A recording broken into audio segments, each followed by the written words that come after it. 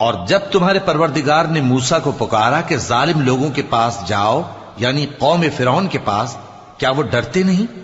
انہوں نے کہا کہ میرے پروردگار، میں ڈرتا ہوں کہ وہ مجھے جھوٹا سمجھیں، اور میرا دل تنگ ہوتا ہے اور میری زبان رکتی ہے، تو ہارون کو حکم بھیج کہ میرے ساتھ چلیں۔